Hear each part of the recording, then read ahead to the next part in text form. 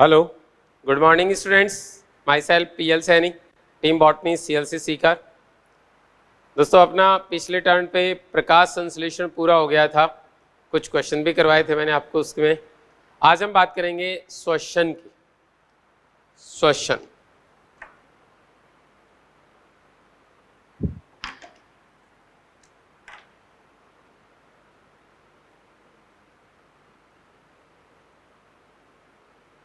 Respiration, श्वसन कहाँ किसी जाता है, क्या होता है श्वसन, जरा सा इस बात की बात कर लेते हैं। देखिए, एक प्रक्रम होता है वात विनिमय, उसमें गैस का लेन देन होता है। जब हम सांस खींचते हैं अंदर आता है, उसके बाद हमारे जो फेफड़े हैं उसकी कूपिकाएं होती हैं, उसमें गैसों का आदान प्रदान होता है। कार्बन डाइऑक्साइड ब्लड से कूपिका में आती है और कूपिका से ऑक्सीजन ब्लड में चली जाती है। इस क्रिया को वेंटिलेशन, ब्रीथिंग या वात विनिमय कहते हैं। ठीक है, लेकिन रियल में श्वसन क्या होता है? O2 का लेना और CO2 का छोड़ना श्वसन नहीं है। श्वसन का मतलब होता है ऊर्जा की उत्पत्ति। तो परिभाषा क्या देंगे आप लोग? बड़ी सिंपल सी है, वह है कैटाबोलिक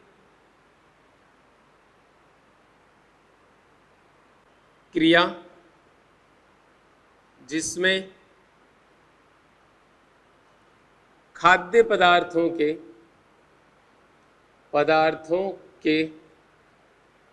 क्रमिक ऑक्सीकरण से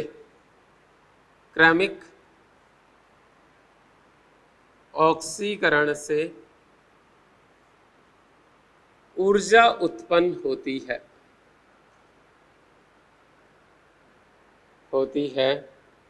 श्वसन कहलाता है। ये परिभाषा होगी। मतलब वह कैटाबोलिक रिएक्शन जिसमें खाद्य पदार्थों के ऑक्सीकरण से ऊर्जा की विमुक्ति होती है, श्वसन कहलाता है। आप इसमें कार्बन डाइऑक्साइड की उत्पत्ति के बारे में कुछ नहीं बोलेंगे, क्योंकि अवायवीय श्वसन जो होता है ना, उसमें कुछ इस तरीके के अवायवीय श्वसन भी होते हैं जिनमें CO2 उत्पन्न नहीं होती। जैसे लैक्टिक अम्ल का किण्वन जो होता है उसमें ऑक्सीजन विमुक्त नहीं होती, कार्बन डाइऑक्साइड विमुक्त नहीं होती।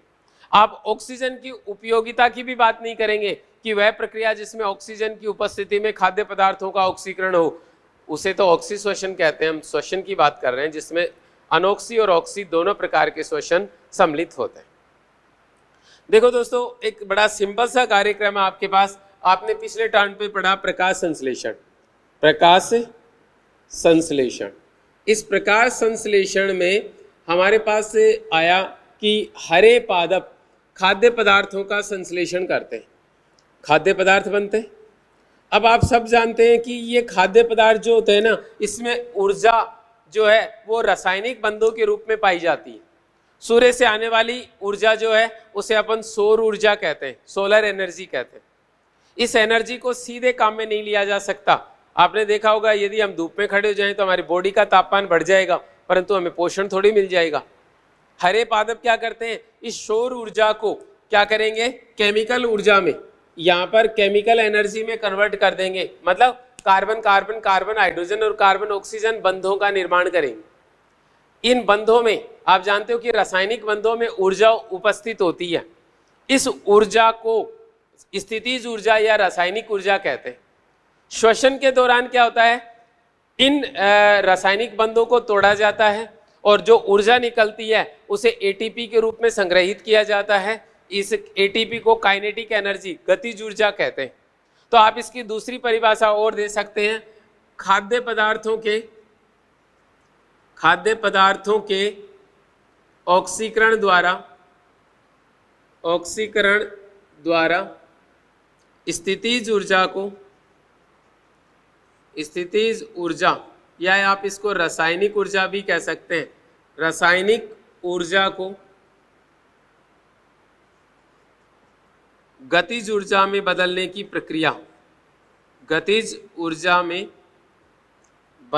की प्रक्रिया श्वसन कहलाती। श्वसन कहलाती है। बड़ा सिंपल सा कार्यक्रम है दोस्तों। खाद्य पदार्थों का ऑक्सीकरण हो रहा है और जो खाद्य पदार्थों में केमिकल एनर्जी है उसे हमने रासायनिक ऊर्जा में परिवर्तित कर दिया। इस केमिकल एनर्जी को, रासायनिक ऊर्जा को गतिज ऊर्जा में परिवर्तित कर दिया एक प्रक्रम की सहायता से, तो उसे हम श्वसन कहेंगे। तो मैं अभी कुछ कह रहा था आपको कि इस पृथ्वी पर ऊर्जा का एकमात्र स्रोत होता है सूर्य का प्रकाश। इस सूर्य के प्रकाश को जो है हरे पौधे प्रकाश संश्लेषण के द्वारा किस में बदल देते हैं, स्थितिज या केमिकल ऊर्जा में बदल देते हैं। ठीक है, अब इस केमिकल एनर्जी को पादप क्या मतलब जीव क्या करते हैं, ये आपके पास है सनलाइट और ये है आपके पास फोटोसिंथेसिस प्रोसेस। ठीक है, ये खाद्य पदार्थ बनाएगा। तो इस सनलाइट को, इस एनर्जी को एच न्यू जिसको आप बोलते हो, इसको पादप प्रकाश संश्लेषण की सहायता से केमिकल एनर्जी या तो रासायनिक ऊर्जा बोल दो आप इसको, या आप इसको पोटेंशियल एनर्जी में बदल देते हैं। ये पोटेंशियल एनर्जी प्रत्येक जीव के भोजन का काम करता है। ये इसका फूड है, किसी भी ऑर्गेनिज्म का या किसी भी जीव का खाद्य पदार्थ होता है। आप इतना भी जानते होंगे कि पादप का हर एक भाग प्रकाश संश्लेषण करने में सक्षम नहीं है, केवल पादप का हरा भाग प्रकाश संश्लेषण करता है। इसलिए सूर्य से आने वाली ऊर्जा की कुछ मात्रा को वो एटीपी के रूप में डायरेक्ट भी काम में ले लेता है। प्रकाशिक अभिक्रिया में जो एटीपी बनते हैं उनको वो क्लोरोप्लास्ट की अभिक्रियाओं के अंदर as a energy compound use कर सकता है, बाकी बाहर तो नहीं जाएगा वो अंदर। तो कहने का मतलब है पादप की अहरित कोशिकाओं को ऊर्जा कहां से मिलेगी, तो भोजन जो हरी कोशिकाओं में बनता है वो अन्य कोशिकाओं में स्थानांतरित हो जाता है। तो ये वाला फूड जो है ये ट्रांसफर हो गया अब आपके पास अहरित कोशिकाओं में, यहां पर चला जाएगा। इसके बाद ये जो है ना इसमें चला जाएगा शाकाहारियों में, और शाकाहारियों से किस में चला जाएगा, मांसाहारियों में। ठीक है, ये आपके पास एनर्जी का डिस्ट्रीब्यूशन हो गया, सूर्य से आने वाली ऊर्जा का वितरण हो गया। परंतु ये सीधे सीधे खाद्य पदार्थ जो है वो भोजन मतलब ऊर्जा प्रदान नहीं करता। तो यहां पर भी क्या होता है, इसका ऑक्सीकरण होगा और आप इसको, इस ऑक्सीकरण को क्या नाम दोगे, श्वसन। यहां पर भी ऑक्सीकरण होगा, यहां पर भी श्वसन होता है। और पादप की हरी कोशिकाएं, अहरित कोशिकाएं हैं, ये भी श्वसन की सहायता से ही ऊर्जा प्राप्त करती हैं। तो एक प्रक्रम है तीनों में कॉमन, कौन सा, खाद्य पदार्थों के ऑक्सीकरण से ऊर्जा प्राप्त करना, इस रासायनिक ऊर्जा को गतिज ऊर्जा में बदलना। तो प्रत्येक जीव में श्वसन आवश्यक होता है, चाहे वो सूक्ष्म जीव मोनेरा हो और चाहे वो वृहत जीव स्तनधारी हो। सभी जीवों के अंदर क्या होता है, श्वसन पाया जाता है। प्रत्येक जीवित कोशिका श्वसन प्रदर्शित करती है क्योंकि उसे ऊर्जा की आवश्यकता होती है उपापचयी क्रियाओं के लिए, और वो प्रक्रम, उपापचयी प्रक्रम जो है उनके लिए जो ऊर्जा आवश्यक है वो श्वसन के द्वारा ही निर्मित होती है। ठीक है, तो हरे मतलब पादप भी श्वसन करते हैं और जंतु भी श्वसन करते हैं। श्वसन प्रत्येक जीव का लाक्षणिक लक्षण होता है। अब कुछ जीव जो होते हैं वो ऑक्सीजन की उपस्थिति में श्वसन करते हैं और कुछ जीव जो होते हैं ना ऑक्सीजन की अनुपस्थिति में श्वसन करते हैं। तो इनको तो ऑक्सीजीवी बोला जाता है, इनको अनऑक्सीजीवी बोला जाता है। दो प्रकार के जीव हो गए इस आधार पे, अनऑक्सी और ऑक्सी। पर खाद्य पदार्थ का ऑक्सीकरण दोनों प्रावस्थाओं में ही होता है। तो दोस्तों ये था हमारे पास एक छोटा सा पॉइंट जो परिभाषा प्रदर्शित करता है कि श्वसन किसे कहते हैं। तो आपने इसके कुछ मेन पॉइंट्स हैं जिनको अपन नोट कर लेते हैं। पहला नेम आता है आपके पास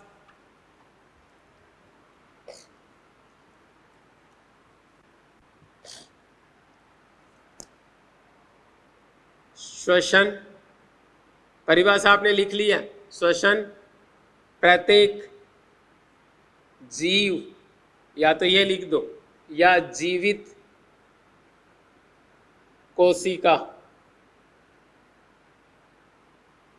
का लाक्षणिक लक्षण है। ठीक है। दूसरे नंबर पे, प्रत्येक जीव अपनी उपापचयी सक्रियता हेतु खाद्य पदार्थों का ऑक्सीकरण करता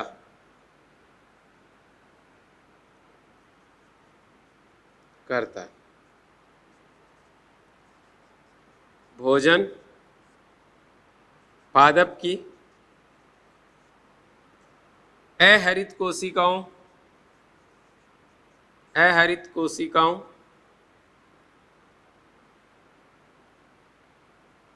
तथा अन्य जीवों में विभिन्न प्रक्रमों द्वारा स्थानांतरित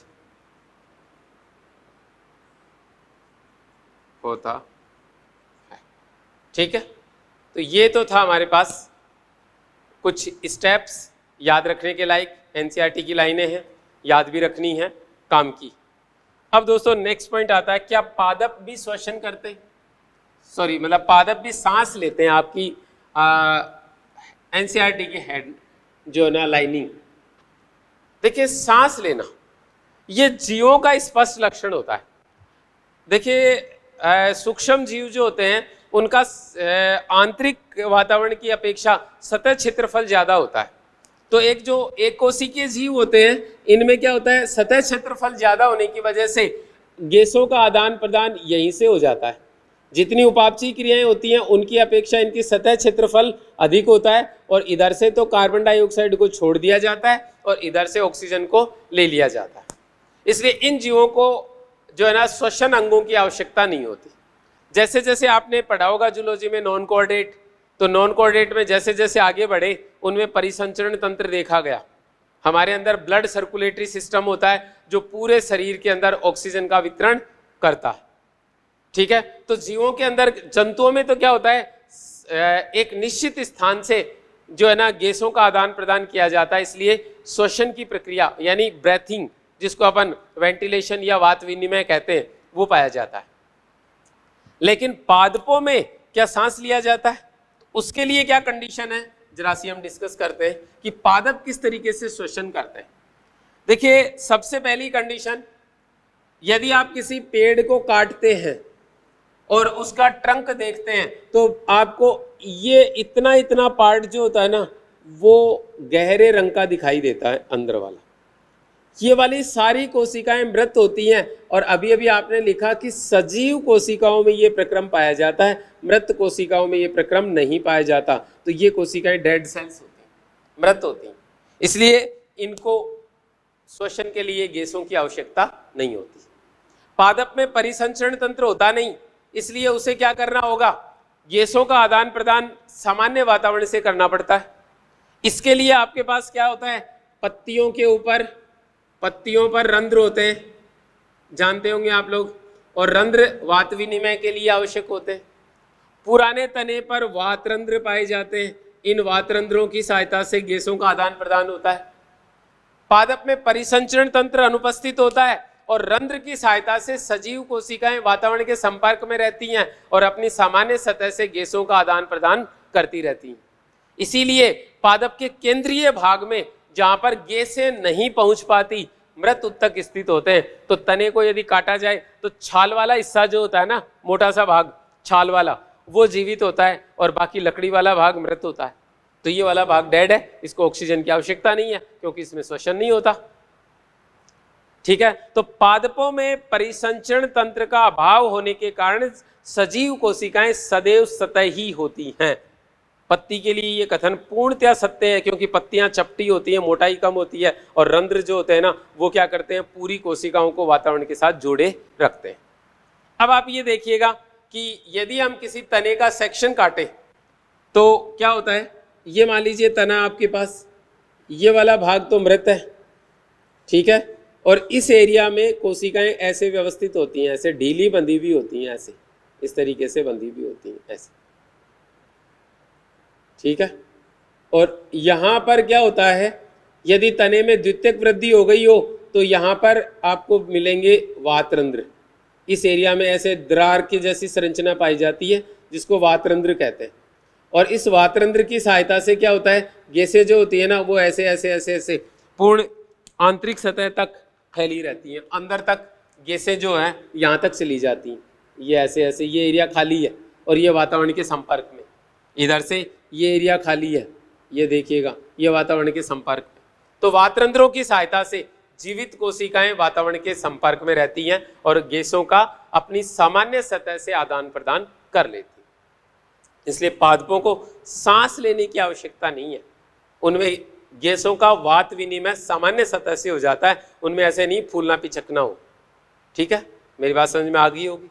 और केंद्रीय भाग मृत होते हैं, ठीक है, पत्तियां चपटी होती हैं, रंध्र उसमें सबसे ज्यादा होते हैं और अंतरावकाश सुविकसित होते हैं। इन अंतरावकाशों की वजह से ये कोशिकाएं ढीली बंधी होने के कारण गैस जो है, वातावरणीय गैस जो है वो आंतरिक उत्तकों तक धंसी रहती है, मतलब प्रवेश कर जाती है, ठीक है।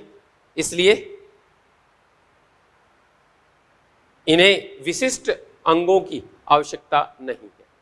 इसके बाद दूसरी बात, आप लोग जानते हो कि एक जीव जो होता है ना, जंतु जो होता है ना, वो क्या करता है, गतिशील होता है। जैसे मतलब हम लोग हिलते डुलते हैं तो हमें ऊर्जा ज्यादा चाहिए, लेकिन पादपों में क्या होता है, पादप स्थिर होता है और आंतरिक अंगों को इतना ज्यादा परिवर्तन नहीं करना पड़ता, इसलिए उसे उपापचय सक्रियता कम चाहिए, इसलिए इनको क्या है, कम ऑक्सीजन में इनका काम चल जाता है, जबकि हमारे में ऐसा नहीं होता। अरे एक तो यार आप अपने ऊपर अप्लाई करके देखो ना, एक आराम से सो रहे हैं हम लोग और सो रहे हैं तो हमारी श्वसन की दर जो है वो नॉर्मल होती है। एक हम भागते हैं तो थोड़ी देर बाद में क्या होता है, आप फूलना पिचकना बंद स्टार्ट कर देते हो, तेजी से होता है ना ऐसा, तो ब्रीथिंग रेट बढ़ जाती है क्योंकि बॉडी में ऑक्सीजन की डिमांड बढ़ जाती है, तो सांस तेजी से चलने लगता है, होता है ना ऐसा। तो प्लांट को क्या होता है, स्थिर होते हैं, ज्यादा परिवर्तन नहीं होते, उपापचयी सक्रियता ज्यादा नहीं होती, इसलिए इन्हें ऑक्सीजन कम मात्रा में आवश्यक होती है और इतनी कम मात्रा की ऑक्सीजन इस अंतरावकाश में भरी हुई वायु के द्वारा पूर्ण कर दी जाती है, इसलिए इन्हें ज्यादा कोई प्रॉब्लम नहीं। मेरी बात समझ में आ गई होगी। तो हम लोग कुछ पॉइंट्स हैं उनकी बात करते हैं।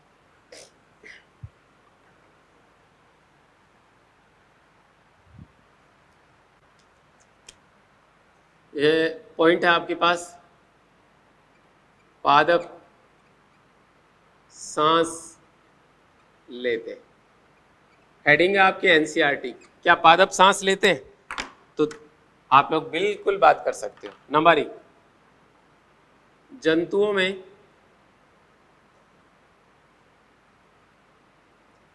उच्च उपापचयी सक्रियता होने के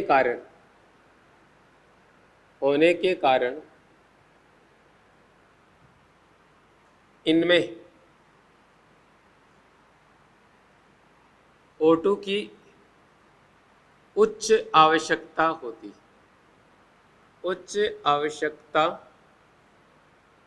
होती है। अतः इनमें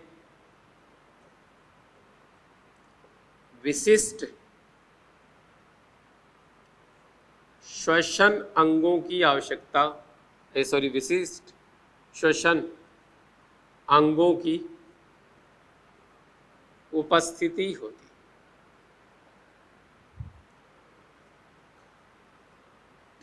तीसरा पॉइंट, पादपों में उपापचयी सक्रियता कम होने के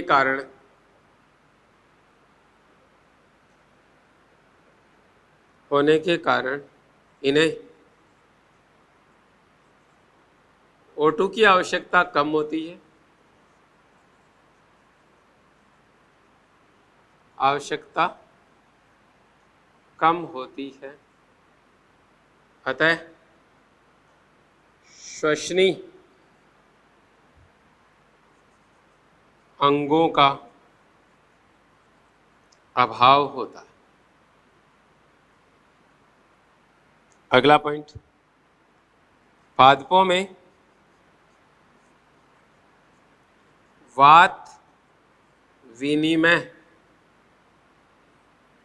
हेतु रंध्र व वातरंध्र पाए जाते हैं।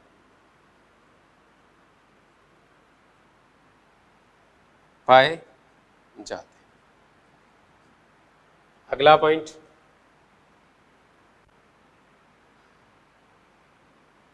पादप में जीवित उत्तक सामान्यतया सतही होते हैं, सतही होते। अगला पॉइंट, रंध्र व वातरंध्र वायु अवकाशों से संबंधित होते हैं।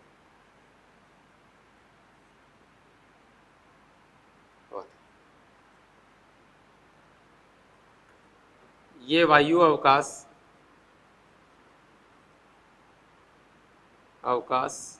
इसको अंतरावकाश बोलते हैं। वैसे अंतरावकाश पादप के सतही भागों में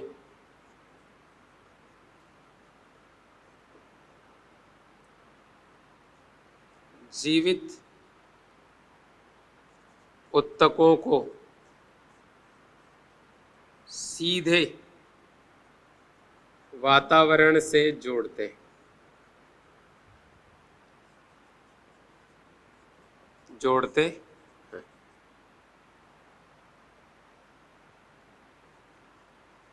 केंद्रीय भागों में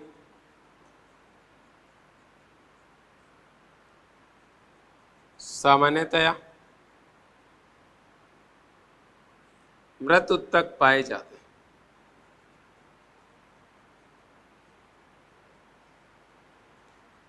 तो पादप सांस लेते हैं भैया, आपकी तरह से सूं सूं की आवाज नहीं करते, पर सांस लेते हैं, ठीक है। और सांस लेने के लिए क्या करना पड़ता है? गैसों का आदान प्रदान। तो अभी मैंने आपको एक पॉइंट बताया था कि ये आपके पास तने का केंद्रीय भाग है, ये लीजिएगा, ये केंद्रीय भाग है और ये छाल वाला भाग है। इस वाले भाग में कोशिकाएं ऐसे ढीली बंधी हुई हैं इस तरीके से। यदि द्वितीयक वृद्धि हो गई तो क्या हो जाएगा? इस एरिया में ऐसे दरार के रूप में क्या मिल जाते हैं, जो है ना, वातरंध्र मिल जाते हैं इस तरीके से, ठीक है। तो ये वातरंध्र, इन वातरंध्रों की सहायता से क्या होता है, ये वाले जो उत्तक है यहाँ तक जो है वातावरणीय वायु स्थित होती है और ये अपनी सामान्य सतह से ये वायु अवकाश एक दूसरे से ऐसे जुड़े हुए हैं। तो इस तरीके से यहाँ से गैसों का आदान प्रदान आसानी से हो जाता है। आप एक तरह से ये कह सकते हो कि प्रत्येक जीवित कोशिका सीधे वातावरण के संपर्क में और गैसों का आदान प्रदान कर लेती है, CO2 का त्याग करती है, O2 का ग्रहण कर लेती है। इसी तरीके से जब रंध्र खुलते हैं तो श्वसन के लिए क्या होता है, ऑक्सीजन उपलब्ध हो जाती है और कार्बन डाइऑक्साइड जो है वो प्रकाश संश्लेषण के लिए उपलब्ध हो जाती है। सामान्यतः जब हरी कोशिकाएं या पत्ती की कोशिकाएं श्वसन करती हैं तो उन्हें ऑक्सीजन बाहर से लेने की आवश्यकता नहीं होती, क्योंकि प्रकाश संश्लेषण के दौरान जो ऑक्सीजन विमुक्त होती है वो श्वसन में प्रयुक्त कर ली जाती है। लेकिन बाकी के अहरित उत्तकों में ये वाली व्यवस्था पाई जाती है, जिसके कारण क्या होगा, गैसों का आदान प्रदान आसानी से हो जाता है। लेकिन ये पेनिट्रेशन, हवा का ये भेदन केंद्रीय उत्तकों तक नहीं पहुंच पाता, इसलिए सेंटर में जो उत्तक होते हैं वो सामान्यतः मृत हो जाते हैं, ठीक है, और यांत्रिक सहारा देने का कार्य करते हैं।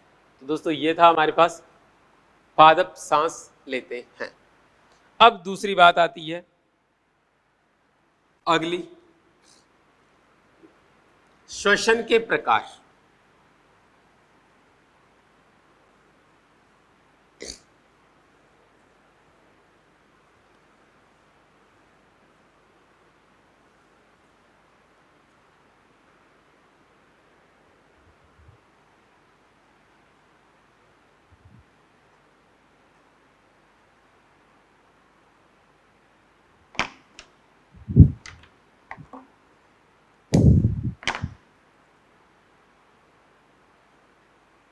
श्वसन के प्रकार। दोस्तों बहुत सिंपल सा कार्यक्रम है। यदि ऑक्सीजन की उपस्थिति में खाद्य पदार्थों का ऑक्सीकरण हो तो हम लोग उसके लिए ऑक्सीश्वसन शब्द काम में लेते हैं, और यदि ये कार्यक्रम ना हो, ऑक्सीजन की उपस्थिति आवश्यक ना हो, तो उसे अनऑक्सीश्वसन कह दिया जाता है। तो आपके पास एक आ गया ऑक्सीश्वसन, ऑक्सीश्वसन, और दूसरा इधर लिख देते हैं सीधा सीधा अनॉक्सीश्वसन, अनॉक्सीश्वसन। इसको अपन इंटरमोलिक्यूलर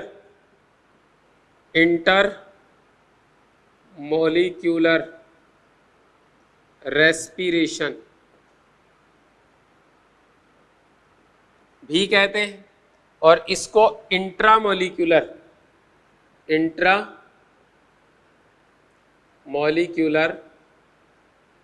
रेस्पिरेशन भी कहते हैं। बहुत सिंपल सा कार्यक्रम, ध्यान से देखना बात को। इसमें बाहर से ऑक्सीजन की आवश्यकता होती है, इसलिए इसको अंतर आणविक श्वसन कहते हैं, और इसको अंतः आणविक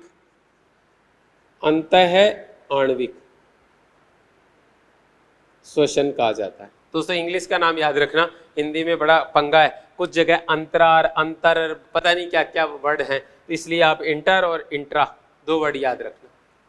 अब अगला पॉइंट आता है हमारे पास। सबसे पहली कंडीशन ऑक्सीश्वसन, यह ऑक्सीजन की उपस्थिति में पाया जाता है,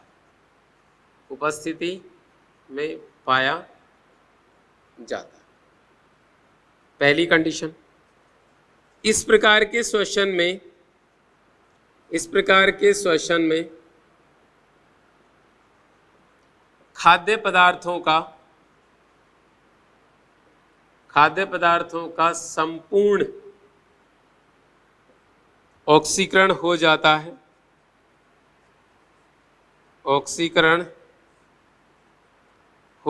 है,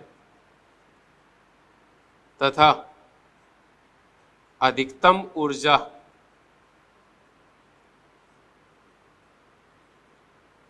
विमुक्त होती।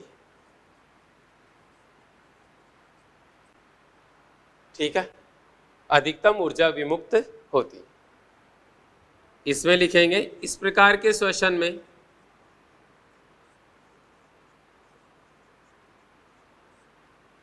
O2 की आवश्यकता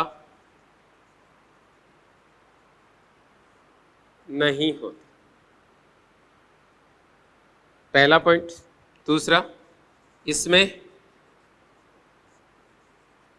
खाद्य पदार्थों का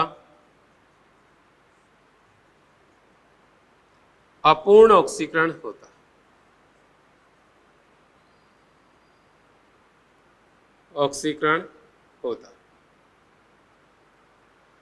तथा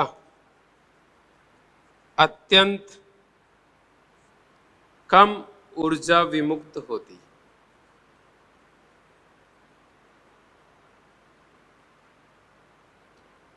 अगला पॉइंट, इसमें अंतिम उत्पाद विषैले होने के कारण इन जीवों का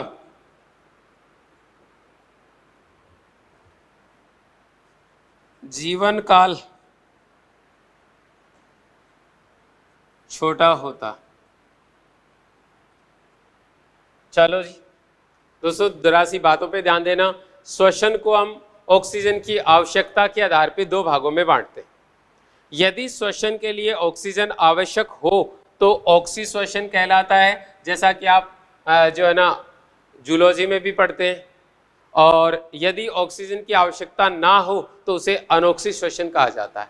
एक को एरोबिक बोलते हैं, एक को एनएरोबिक रेस्पिरेशन बोलते हैं। एक के लिए अपन इंटरमोलिकुलर रेस्पिरेशन और एक को इंट्रामोलिकुलर रेस्पिरेशन भी कहते हैं। दोस्तों, किसी भी पदार्थ का ऑक्सीकरण होने के लिए ऑक्सीजन तो अत्यंत आवश्यक होती है, दोनों में ऑक्सीजन चाहिए। मतलब दोनों प्रकार के श्वसन में ऑक्सीजन की आवश्यकता है। अब आप ये सोचोगे कि मैं क्या कह रहा हूं, गलत नहीं बोल रहा मैं। ऑक्सीजन दोनों में चाहिए। इस वाले श्वसन के लिए ऑक्सीजन बाहर से लेनी पड़ती है, इसलिए इसका नाम है इंटरमोलिकुलर। और इसमें ऑक्सीजन उसी अणु की खुद की काम में आती है, इसलिए इसका नाम है इंट्रामोलिकुलर।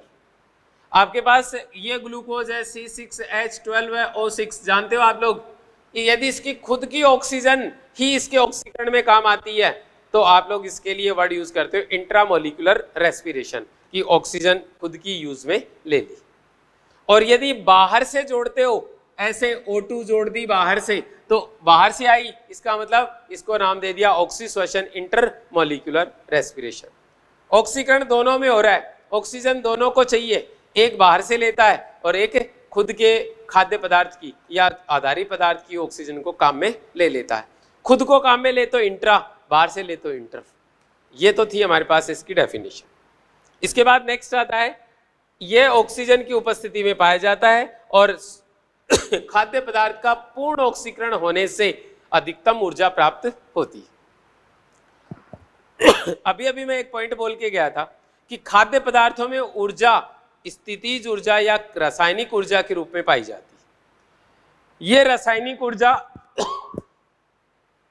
रासायनिक बंधों के रूप में होती है, और सारे बंध टूट जाएं तो अधिकतम ऊर्जा निकलेगी, और यदि सारे बंध ना टूटे तो ऊर्जा बची रह जाती। अब आप ये चीज देखिएगा,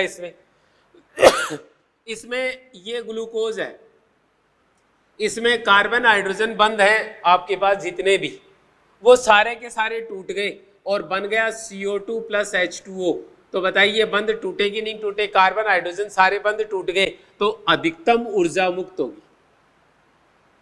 इधर देखिएगा, ये आपके पास था ग्लूकोज, ये टूट गया किसमें? C2H5OH में, एथिल अल्कोहल में। यहाँ पे हाइड्रोजन बंध बचे हुए हैं, इसलिए ऊर्जा कम निकलती। तो इसमें संपूर्ण ऊर्जा भी मुक्त हो जाती है, और इसमें खाद्य पदार्थ का 7% भाग जो होता है ना, वो ही काम में आ पाता है, मतलब ऊर्जा निकलती है। और इसमें ऊर्जा मिलती है 25 किलो कैलोरी, और इसमें ऊर्जा मिलती है लगभग कितनी?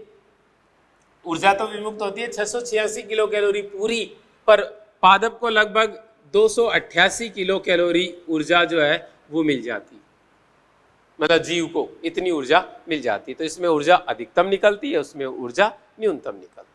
इसमें अंतिम उत्पाद कार्बन डाइऑक्साइड और जल हैं, इसलिए कोई हानि नहीं है। श्वसन के द्वारा CO2 बाहर निकल जाएगी, पर इसमें एथिल अल्कोहल होता है, और एथिल अल्कोहल निर्जलीकारक होता है। तो थोड़े कुछ समय पश्चात जीव की क्या होती है? निर्जलीकरण से डेथ हो जाती। तो इसमें जीव का, अनोक्सी जीवों का जीवन काल अत्यंत छोटा होता है। ये क्वेश्चन जूलॉजी में भी काम आ सकता है आपको, और बॉटनी में भी काम आ सकता है। एनोक्सी जीवों का जीवन काल छोटा होता है, ठीक है। और इस छोटे जीवन काल के कारण क्या है उसका छोटे जीवन काल का? नंबर 1, अंतिम उत्पाद विषैले होते हैं, और नंबर 2, खाद्य पदार्थों का अपूर्ण ऑक्सीकरण होने से अत्यंत कम ऊर्जा निकलती है। तो खर्चा ज्यादा, आमदनी कम हो रही है, तो जल्दी मर जाएंगे, हो गए, इसलिए इनका आयु काल कम होता है। ये थी दोस्तों हमारे पास श्वसन के 2 प्रकार। अब इसको भी हमने 2 भागों में बांटा हुआ है, एक को विकल्पी और अविकल्पी। अविकल्पी ऑक्सीजीवी,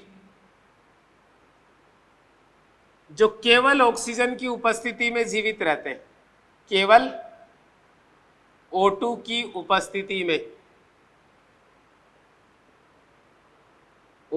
में जीवित रहते हैं। उनको अविकल्पी ऑक्सीजीवी कहा जाता है। जैसे हम लोग हैं, हमें ऑक्सीजन रहित वातावरण में स्थानांतरित कर दिया जाए तो डेथ हो जाएगी। और एक होता है विकल्पी ऑक्सीजीवी।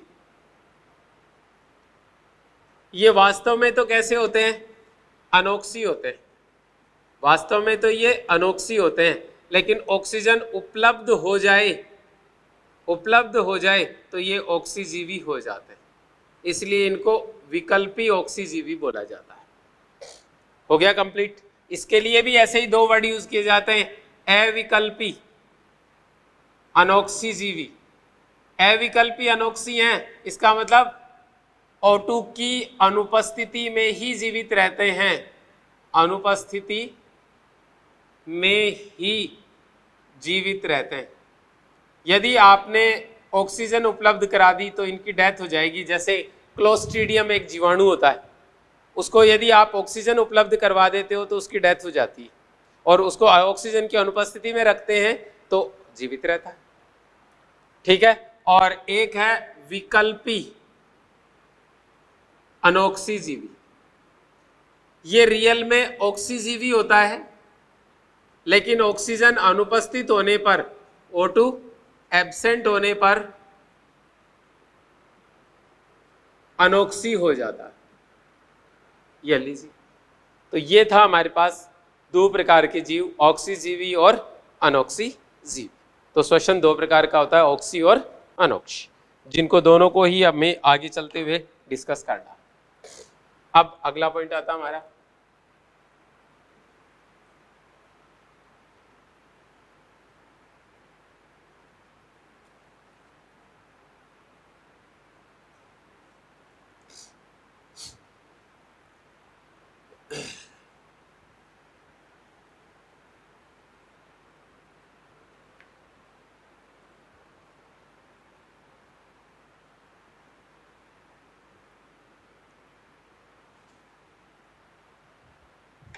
श्वसनाधार।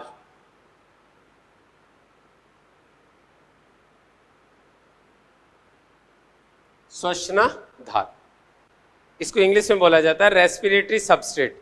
मतलब श्वसन में कौन सा पदार्थ काम में लिया जा रहा है, उसे हम नेम देते हैं श्वसनाधार। तो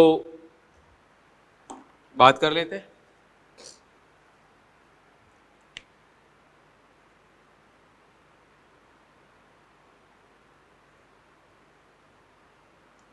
पहला आता है आपके पास कार्बोहाइड्रेट।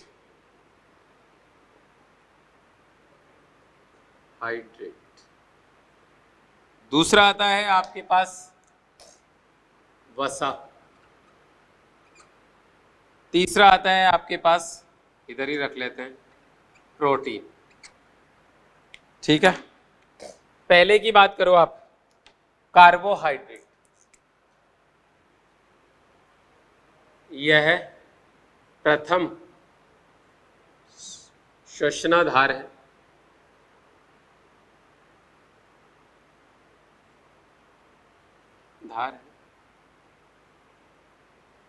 इसके ऑक्सीकरण अंतिम उत्पाद CO2 प्लस H2O होते। अगला पॉइंट, श्वसन में कार्बोहाइड्रेट का उपयोग या कार्बोहाइड्रेट का ऑक्सीकरण प्लावी श्वसन कहलाता है। प्लावी श्वसन कहलाता है। मतलब ये पसंदीदा श्वसनाधार होता है। बाद में बात करेंगे बाकी। अब दूसरे नंबर पे आता है हमारे पास प्रोटीन। सॉरी, पहले वसा लेते हैं।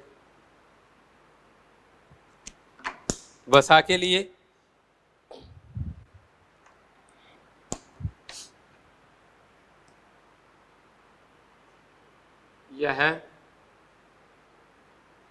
कार्बोहाइड्रेट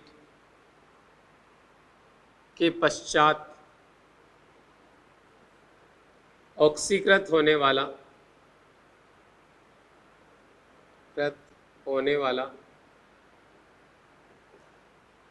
श्वसनाधार है।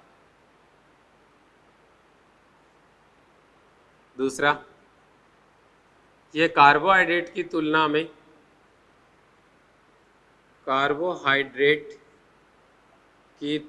में तीन गुना अधिक ऊर्जा प्रदान करता है।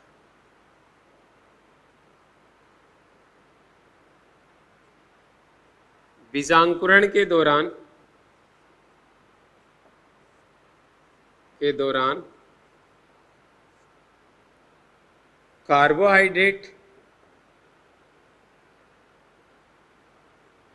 कार्बोहाइड्रेट व वसा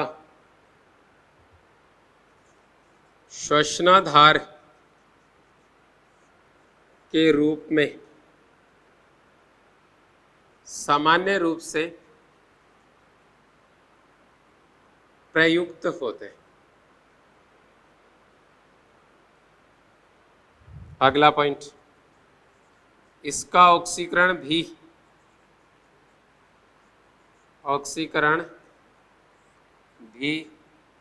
प्लावी श्वसन कहलाता है।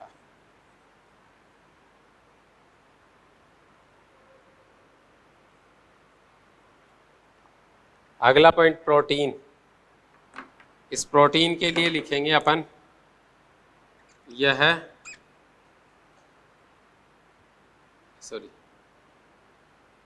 इसका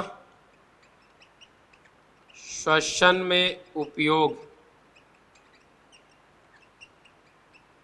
दुर्लभ होता।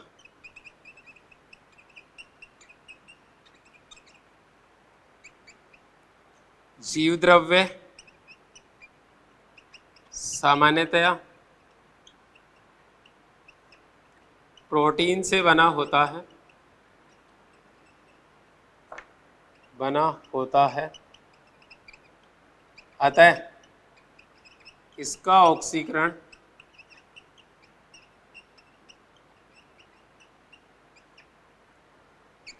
जीव द्रव्य श्वसन कहलाता।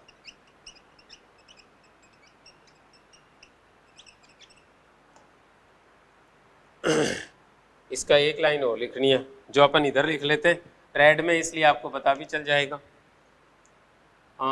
प्रोटीन संचित बीजों के अंकुरण के दौरान प्रोटीन का ऑक्सीकरण एक सामान्य प्रक्रम है।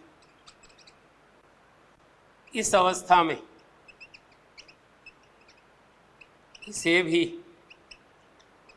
प्लावी श्वसन कहते हैं।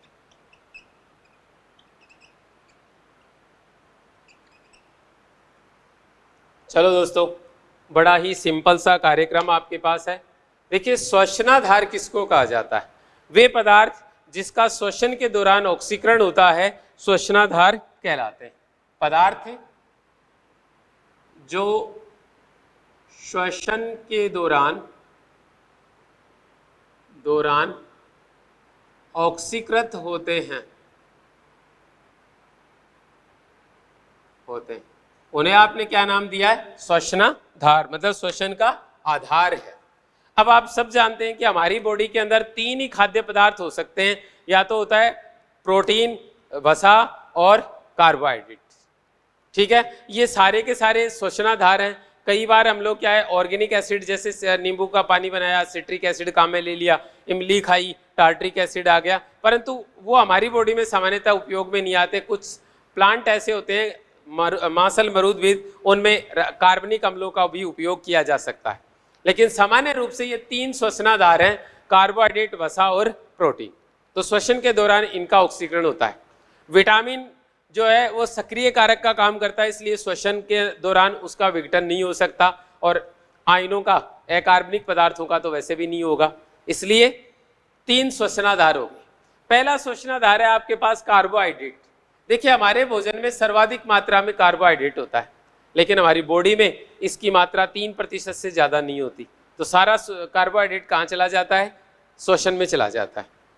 तो ये श्वसन के लिए प्रमुख और प्रथम श्वसनाधार है।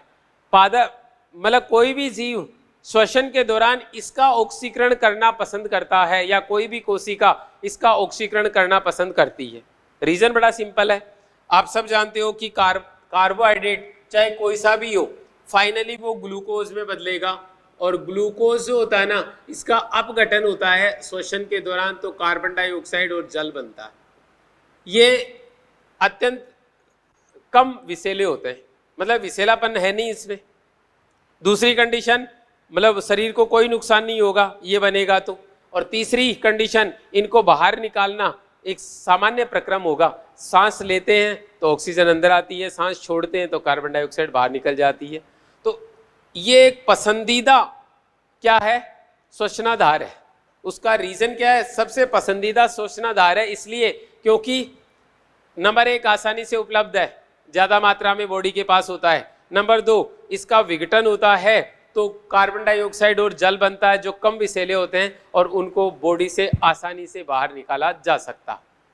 ठीक है, इसके बाद इसके ऑक्सीकरण का अंतिम उत्पाद CO2 और H2O था।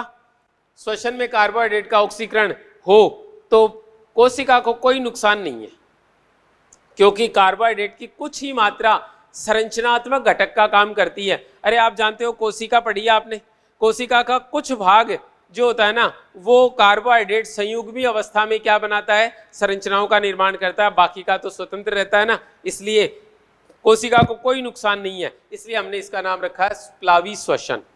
ऐसा श्वसन जिसमें कोशिका को किसी भी प्रकार की क्षति ना हो, तो प्लावी श्वसन कहलाता है। इसके बाद दूसरे नंबर पे आ जाओ आप, वसा में।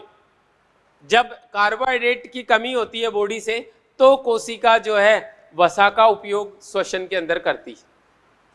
ठीक है, वसा का नंबर दूसरा आता है, दूसरे नंबर पे वसा को उपयोग में लिया जाता है। वसा में कार्बन हाइड्रोजन बंध ज्यादा होते हैं। आपने देखा होगा 2 बंध 3 बंध, मतलब डबल बॉन्ड और ट्रिपल बॉन्ड मिल सकते हैं। तो उस दशा में ये ऊर्जा ज्यादा देता है। तो कार्बोहाइड्रेट की तुलना में वसाएं 3 गुना ज्यादा ऊर्जा देती है। 1 ग्राम कार्बोहाइड्रेट 3.8 किलो कैलोरी ऊर्जा प्रदान करता है, जबकि 1 ग्राम वसा 9.3 किलो कैलोरी ऊर्जा प्रदान करती है। तो लगभग 3 गुना ऊर्जा, 2.5 से 3 गुना ऊर्जा ज्यादा देता है। लेकिन इसमें थोड़ी सी कमी है। आपने देखा होगा कुछ लोग अनशन पे बैठ जाते हैं, हमारी मांगे पूरी करो, है ना, अनशन पे बैठ जाते हैं। अनशन पे बैठने के बाद क्या होता है? अब अनशन वाले आदमी का आपको कैसे पता चलेगा? वो रात को ठूस ठूस के खा ले तो दिन में बैठा रहेगा, रात को खा लेगा, छुप के खा लेगा, होगा क्या ऐसा? तो वो तो कई दिनों तक अनशन पे बैठ सकता है, लेकिन तीसरे दिन उसकी हालत खराब हो जाती है। हमें कैसे पता चला ये 3 दिन से भूखा है? तो क्या करते हैं, उसके ब्लड का टेस्ट किया जाता है, उसमें कीटोन बॉडीज देखी जाती।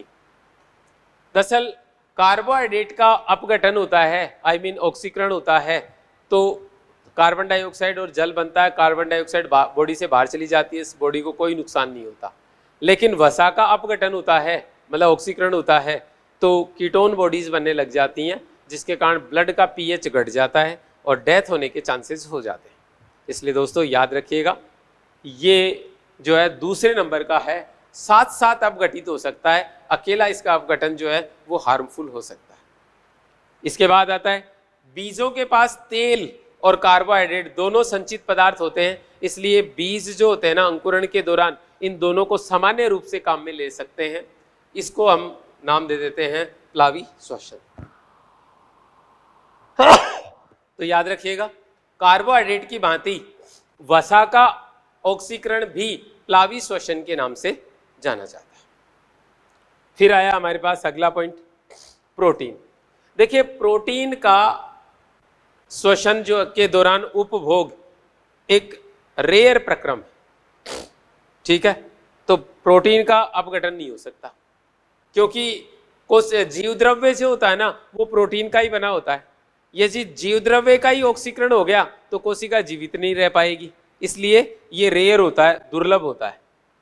दूसरे नंबर पे जीव द्रव्य सामान्यतः प्रोटीन का बना होता है, अतः इसका ऑक्सीकरण जीव द्रव्य श्वसन कहलाता है। इसको प्रोटोप्लाज्मिक रेस्पिरेशन भी कह देते हैं, ठीक है। तो इससे क्या हो जाता है, जीव को नुकसान हो सकता है। और प्रोटीन संचित बीजों के अंकुरण के दौरान संचित बीजों के अंकुरण के दौरान प्रोटीन का ऑक्सीकरण एक सामान्य प्रक्रम है, वहां पर इसको भी प्लावी श्वसन कह देते हैं। जैसे आप लोगों ने पढ़ा होगा, मटर जो होती है, दालें जितनी भी हैं प्रोटीन का स्रोत होती हैं, उनके बीजों में संचित भोजन प्रोटीन ही होता है। इसलिए क्या हो जाता है, जब बीज अंकुरित होगा तो उस प्रोटीन का उपभोग करना ही पड़ेगा, नहीं तो बीज अंकुरित कैसे होगा।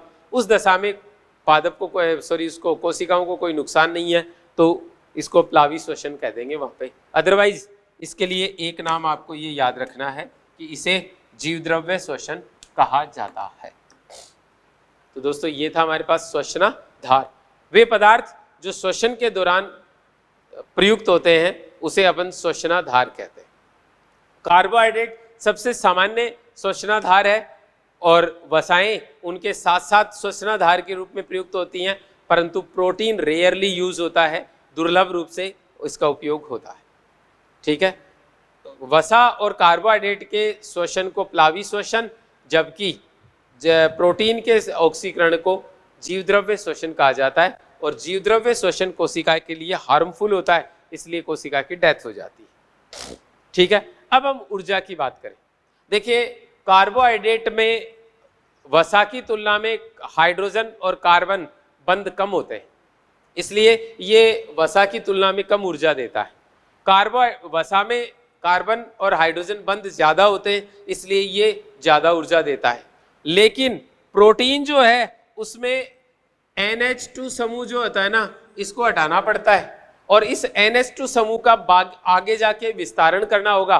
ये हानिकारक होता है बॉडी के लिए, फिर अमोनिया में बदलेगा, अमोनिया भी जहरीली होती है, इसको यूरिया में बदलना पड़ेगा, तो ऊर्जा का उपभोग बहुत ज्यादा हो जाता है। इसलिए इन तीनों में सबसे कम ऊर्जा तो ये देगा प्रोटीन, ये सबसे ज्यादा देगा, और ये इन दोनों के बीच में।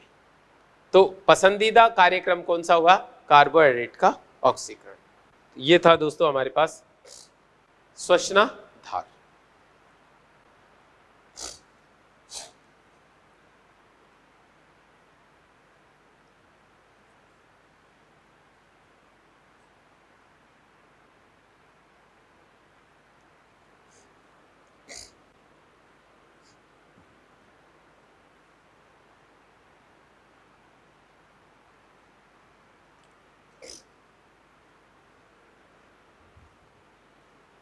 यहाँ पर आप 2 लाइनें और भी लिख सकते हैं, और वो 2 लाइनें कौन सी हैं,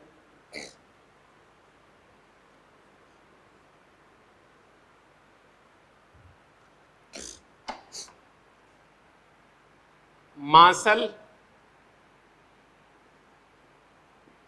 मरुद भिदों में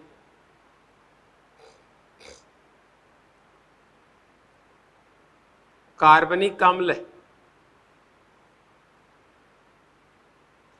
भी श्वसन के दौरान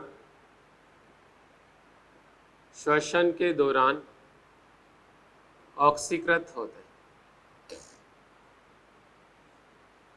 हो सकते हैं, अतः ये भी श्वसनाधार के रूप में प्रयुक्त किए जा सकते हैं। तो दोस्तों ये था हमारे पास एक छोटा सा कार्यक्रम, श्वसन से संबंधित इंट्रोडक्शन पूरा हुआ हमारा। हमने सबसे पहले श्वसन की परिभाषा की बात की कि खाद्य पदार्थों के ऑक्सीकरण से ऊर्जा विमुक्त होना श्वसन कहलाता है। अब ऑक्सीजन, हमने परिभाषा में ऑक्सीजन की बात नहीं की, क्योंकि श्वसन 2 प्रकार का होता है, ऑक्सी और अनऑक्सी। तो हमने बाद में दूसरे नंबर पे श्वसन के प्रकार की बात की कि श्वसन 2 प्रकार का होता है, ऑक्सी एंड अनऑक्सी। ऑक्सीजन की उपस्थिति में यदि खाद्य पदार्थों का ऑक्सीकरण होता है तो ऑक्सीश्वसन कहलाता है। ऑक्सीश्वसन के अंदर ऑक्सीजन बाहर से लेनी आवश्यक होती है, इसलिए इसको इंटरमोलिकुलर रेस्पिरेशन कहते हैं। जो जीव ऑक्सीश्वसन करते हैं उनका लंबा आयुकाल होता है, क्योंकि खाद्य पदार्थ का पूर्ण ऑक्सीकरण होता है, अधिकतम ऊर्जा निकलती है। और खाद्य पदार्थ के पूर्ण ऑक्सीकरण से जो है विषैले पदार्थ अत्यंत कम विषैले पदार्थ बनते हैं जो शरीर से आसानी से हटाए जा सकते हैं। इसलिए ऑक्सीजीवी जीव अधिक आयुकाल वाले होते हैं अपेक्षाकृत।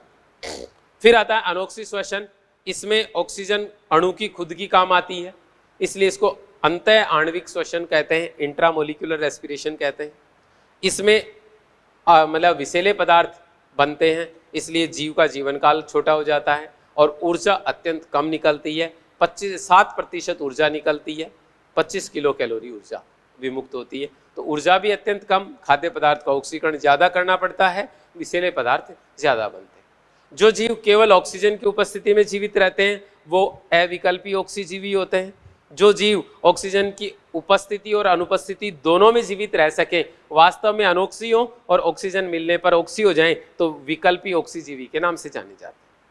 जो जीव केवल ऑक्सीजन की अनुपस्थिति में जीवित रहते हैं उन्हें अविकल्पी अनोक्सीजीवी कहा जाता है, और जो सामान्यतः ऑक्सीजीवी होते हैं ऑक्सीजन अनुपस्थित होने पर अनोक्सी श्वसन करने लगते हैं, उनको विकल्पी अनोक्सीजीवी कह देते हैं। तो ये 4 प्रकार के जीव थे। फिर हमारी बात हुई श्वसनाधार की। वे पदार्थ जो श्वसन के अंदर आधारी पदार्थ की तरह काम आते हैं श्वसनाधार कहलाते हैं। जो सबसे पसंदीदा कार्बोहाइड्रेट है और सबसे कम प्रोटीन को पसंद किया जाता है। और कुछ पादपों में मांसल मरूदभिद पादपों में कार्बनिक अम्ल भी श्वसनाधार के रूप में प्रयुक्त किए जा सकते हैं। तो दोस्तों ये था हमारा एक छोटा सा इंट्रोडक्शन। कल मिलते हैं अपन इसी के साथ कल टर्न पे, और उसमें श्वसन की क्रियाविधि की बात करते हैं। तो have a nice day, thank you.